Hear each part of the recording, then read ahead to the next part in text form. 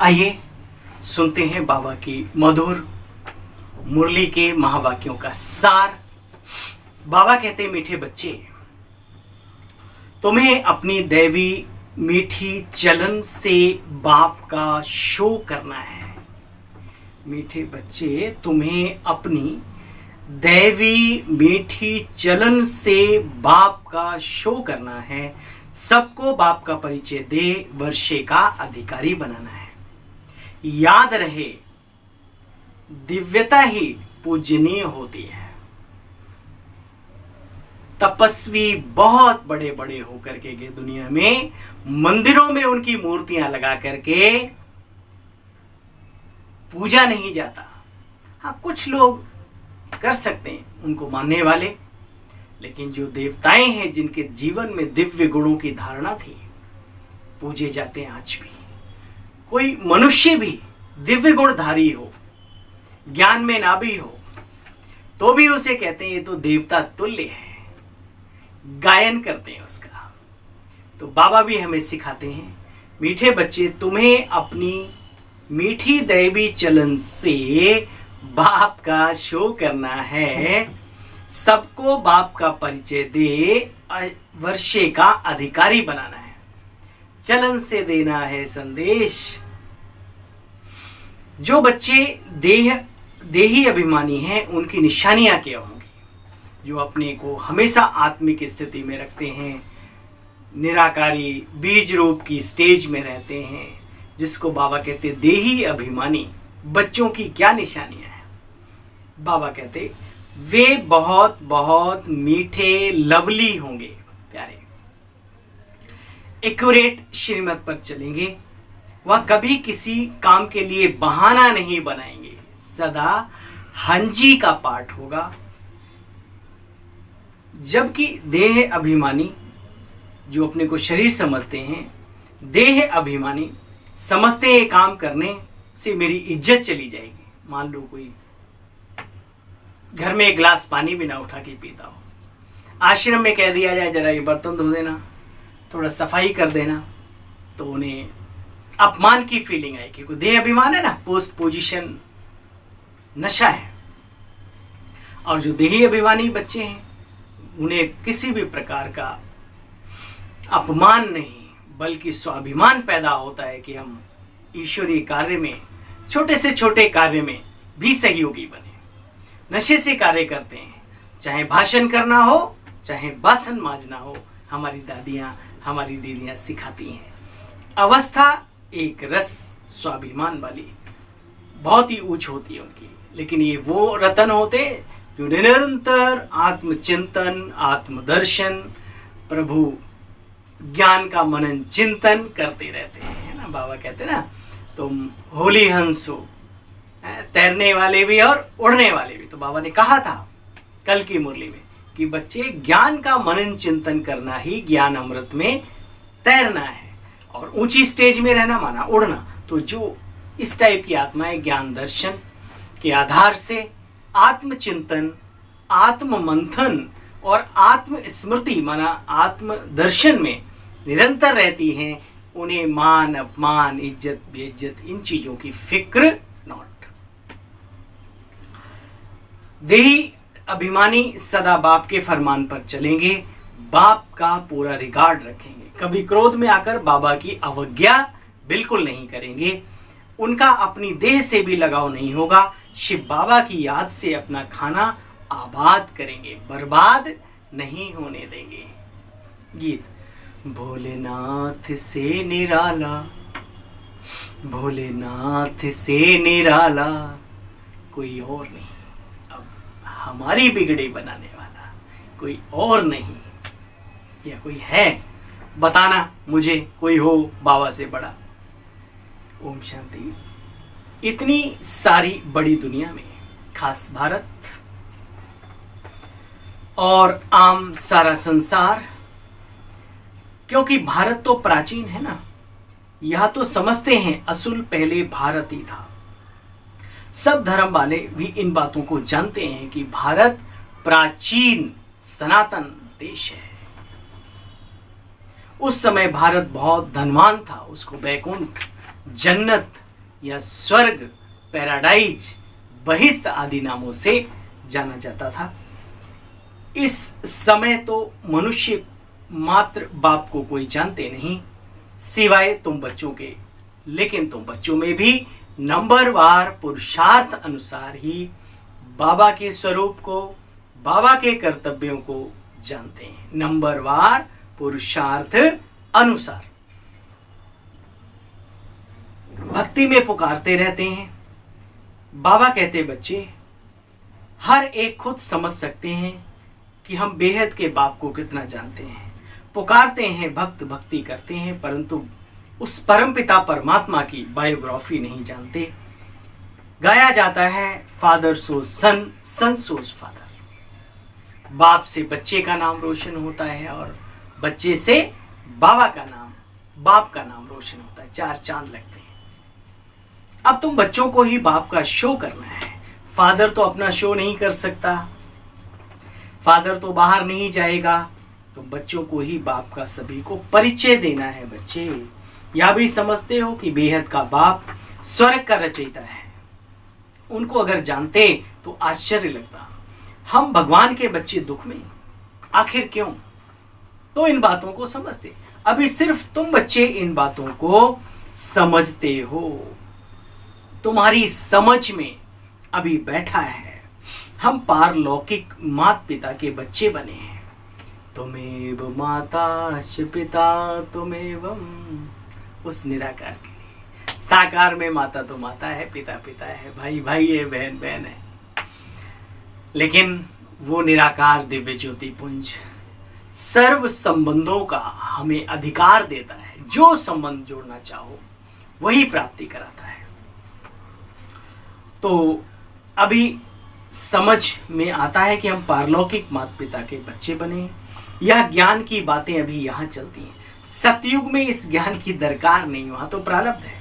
वहां तो न ज्ञान और न अज्ञान की बात है। ज्ञान देने वाला वहां कोई नहीं। ज्ञान से तो प्रारब्ध पाली जाती है ना।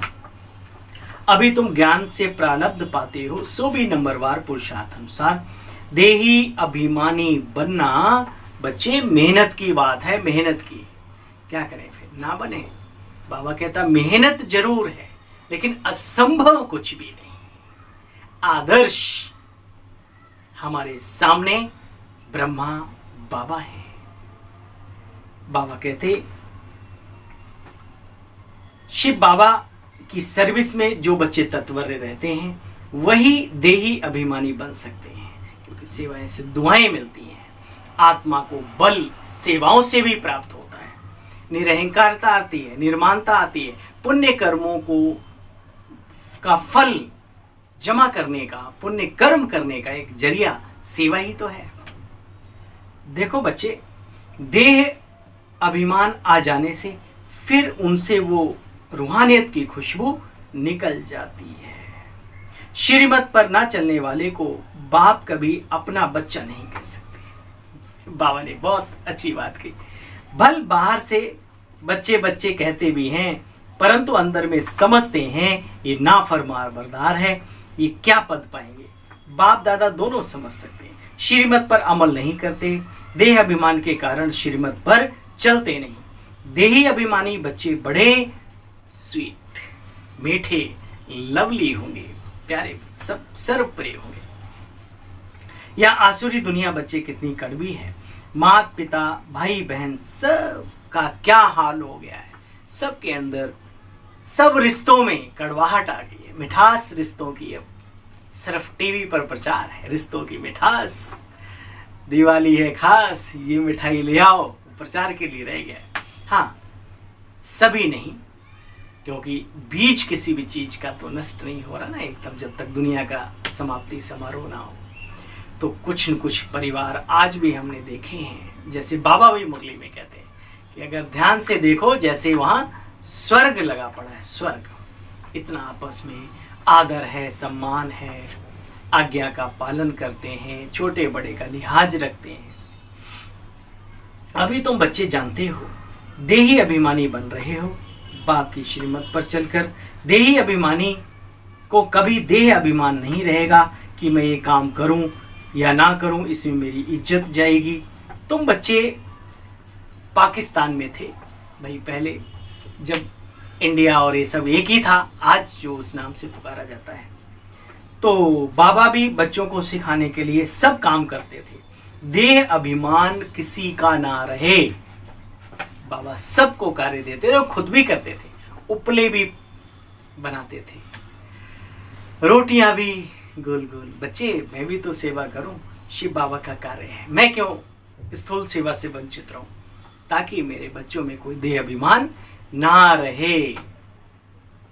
देह अभिमानी बनने से सत्यानाश हो जाती है, फिर प्रजा में चले जाते हैं। या तो बाप जानते हैं, बच्चे भी तो जानते हैं ना, जो जैसा है सबको पता रहता है। देह अभिमानी ज्यादा समय यहां ठहर ना सके, बुद्धि से काम लिया जाता है तो समझ में आता है जो बच्चे नहीं बनते, सिर्फ मददगार बनते हैं, वो जाकर के साहूकार बनते हैं। मतलब धारणाएं नहीं अपना सकते, लेकिन फिर भी यज्ञ के कारोबार में बहुत अच्छी तरीके से सेवा करते हैं, कंधे से कंधा मिलाते हैं। तो बाबा कहते चलो वो देवताओं में ऊंच पद उस टाइप का तो नहीं, लेकिन अच्छे घरानों में जाकर के साहूकार पद जरूर मिलता है ना। उन्हों को नौकरी आदि करने की दरकार नहीं रहती। यहां तो देखो क्या क्या लगा है। बाबा कहते माया बड़ी धोखा देती है बच्चों को, झट देह अभिमान आ जाता है। देह अभिमान को मिटाए, देही अभिमानी बनने में मेहनत है बच्चे, मेहनत। तो प्राप्तियां भी बहुत हैं, अगर मेहनत है तो प्राप्ति भी बहुत है। देखो बाहर का संग बच्चे बहुत खराब है, ज्ञान में संग ऐसा होना चाहिए फर्स्ट क्लास, जो उससे पूरा रंग लगे। बाहर का तो संग खराब है ये, लेकिन यहां पर भी कोई डाउन पुरुषार्थी का संग कर लिया तो उच्च कोटि के नहीं बन पाएंगे। यहां पर भी ऐसे का संग करो जो बाप प्रभु रंग पूरा लगा दे।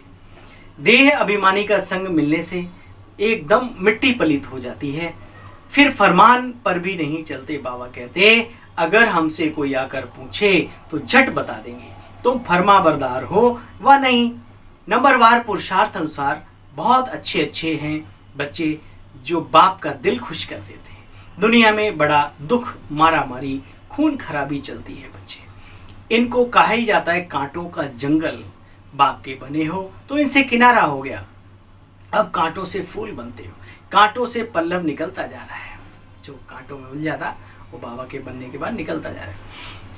वह भी नंबरवार पुरुषार्थ अनुसार। जो बाप को नहीं जानते वो जैसे कि अधर्मी ठहरे। पांडव कौरव दिखाते हैं ना। बाबा कहते बच्चे तुम्हें बहुत विशाल बुद्धि बनना है। बाप कहते निर्बंधन हो रहने वालों से गृहस्थ व्यवहार में रहने वालों की अवस्था अच्छी रहती है, और ये सत्य है। जिनको इस संगम पे कुमार जीवन मिला है, कोई आगे पीछे भी नहीं, पता नहीं कहां कहां फंसे रहते हैं, क्या दोबारा ये जीवन मिलेगा? विचार करो, तुम्हारा कौन लौट रहा है? अरे अपना अपने पास रखो, लेकिन कम से कम कुछ लग तो जाओ धुआंधार। 2 रोटी मिलती रहेंगी क्या? इतना भी भरोसा नहीं है। सब कुछ होगा, हिम्मत रखो। मदद करने के लिए बाबा बैठा है। और कुमारियां हैं, वो भी सोचते हैं भैया अभी और कमा लें, और नौकरा कर लें, ये कर लें, वो कर लें, पता नहीं क्या होगा। अरे भाई क्या होगा?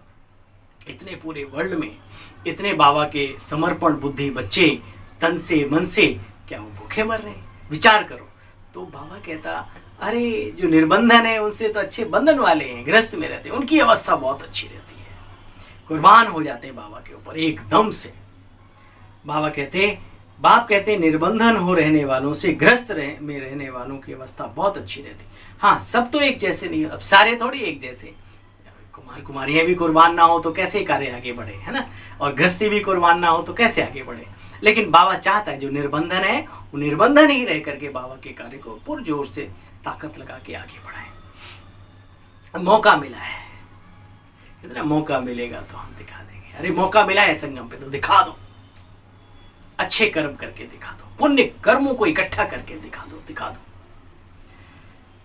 देखो विशाल बुद्धि तब बनेंगे जब बाप को याद करेंगे। योग युक्त मन बुद्धि रहे, अपने आप बाबा टच करता रहता है। सब सेंटर वालों का ख्याल भी बाप रखते हैं। बाप सब सेंटर वालों का ख्याल रखते हैं। जो निमित्त है, कुर्बान है कि बाबा उनका ध्यान नहीं देगा। तो बच्चों की अब विशाल बुद्धि बनी है, तो मूल बतन, सूक्ष्म बतन, स्थूल बतन, ये सारा चक्र कैसे फिरता है इसको जानते हो। इसको विशाल बुद्धि व बेहद की बुद्धि कहा जाता है। मनुष्यों की हद की बुद्धि है, तुम्हारी बेहद की बुद्धि है। तो बाप कहते मीठे मीठे बच्चों हो, बच्चों को बहुत बहुत बहुत, कितना बहुत मीठा बनना है। जितना मीठा बनेंगे, संपूर्ण बनेंगे, उतना वो भविष्य में अविनाशी बन जाएगा। देखना चाहिए हमारे में देह अभिमान तो नहीं। अगर कोई काम में ना करते तो समझा जाता है इनमें देह अभिमान बहुत है।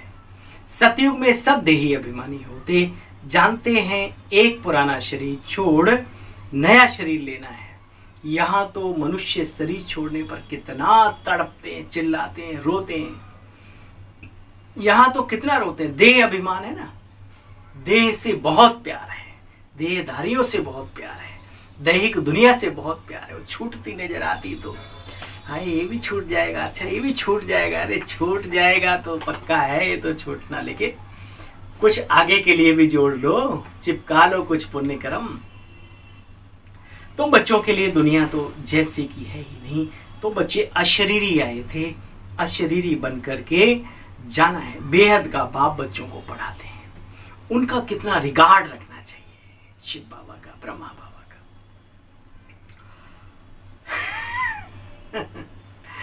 बाबा ने कहा बंदर किसी का रिगार्ड नहीं रखता, हाथी को भी गुर्र गुर्र करता है। तो जो अंदर के कड़वे होते हैं उनको बाप सपूत थोड़ी कहेंगे, कहेंगे इससे तो बाहर रहने वाले अच्छे हैं। भाई चेक करो कि हम बाबा के दिलों में राज्य कर रहे हैं या बाबा हमारे बारे में क्या सोचता है। जो बंदर बुद्धि होते हैं अपने बड़ों का भी निरादर करते हैं, हाथी माना महारथियों का भी। तो बाबा कहते नहीं, ये ठीक नहीं है। तो बाबा कहेंगे इससे तो बाहर रहने वाले अच्छे हैं। रिगार्ड तो रहता है, यह भी ड्रामा ही कहेंगे। अच्छा आज अच्छा चल रहा है, कल माया का तूफान लग जाता है। समझते नहीं कि हम कोई तूफान में, बड़े बड़े को भी तूफान लगते हैं। बाबा कहते हैं अच्छा ड्रामा। हम शिव बाबा से वर्षा लेते हैं, ये भूलने से खाना खराब हो जाता है। खाना आबाद होगा शिव बाबा के भंडारे से। इनको भूला तो झोली खाली हो जाएगी। प्रजा में भी फिर साधारण पद पाएंगे। भाई जो जितना टाइम रहे बाबा के कार्य में, मददगार रहे, कार्य में कंधे से कंधा मिलाया, वो मिलेगा तो जरूर, लेकिन वो पद, वो ऊंचाई नहीं मिल पाएगी। बाबा कहते हैं देखो मम्मा बाबा भी शिव बाबा को ही याद करते हैं, उनकी मुरली सुननी है, नहीं तो कहाँ जाएंगे। हट्टी तो एक ही है, यहाँ आए बिगर बच्चे मुक्ति जीवन मुक्ति मिल न सके। बाप के सामने तो आना है ना। हाँ कोई बांधेली है, बाबा की याद में शरीर छोड़ पड़ती है, वह भी अच्छा पद पालेगी, भल बाबा से नहीं मिली। हाँ ऐसा होता है, बाबा तो जानता है ना, सबको जानी जाना ना है। बाप के सामने तो सबको आना ही है। यहाँ जो आकर के देह अभिमान में रहते, अवज्ञा करते, उससे उस बांधेली का पद अच्छा होगा। बाबा की याद में शरीर छोड़ा ना, कमाल है। यहाँ कोई फाउंडेशन नहीं, यहाँ कोई कागजों की लिखत होती है तो अच्छा है, लेकिन वो आपके पुरुषार्थ में नहीं जोड़ी जाती। वो सिस्टम को चलाने के लिए वो चीजें जरूरी हैं, लेकिन अपना कल्याण तो अपने अच्छे कर्म, अच्छी सोच, अच्छा व्यवहार और अच्छी तपस्या करने में ही है। याद रहे, कईयों को बड़ा घमंड होता है, समर्पण होने का घमंड। अरे बुद्धि से भी समर्पण हो या सिर्फ लिखत में ही हो, और लिखत में भी हो, मन बुद्धि से भी हो, तो तुम्हारे से बढ़िया और कोई भी नहीं है, सोने पे सुहागा है। लेकिन अगर सिर्फ लिखत में हो और मन बुद्धि बाहर भाग रही है, तो बाबा कहते हैं इससे दुर्भाग्यशाली भी फिर और कोई भी नहीं। याद रखना, इस ज्ञान मार्ग में बच्चे और कोई तकलीफ नहीं है। यहां सहज सब कुछ है, बड़ा सहज है। यहाँ कोई बाबा एक पैर पे खड़े होकर तपस्या करना नहीं सिखाता। है। त्याग भी क्या, गंदगी का, बुराइयों का त्याग, कुदृष्टि का त्याग है, वो तो वैसे भी अच्छा नहीं माना जाता।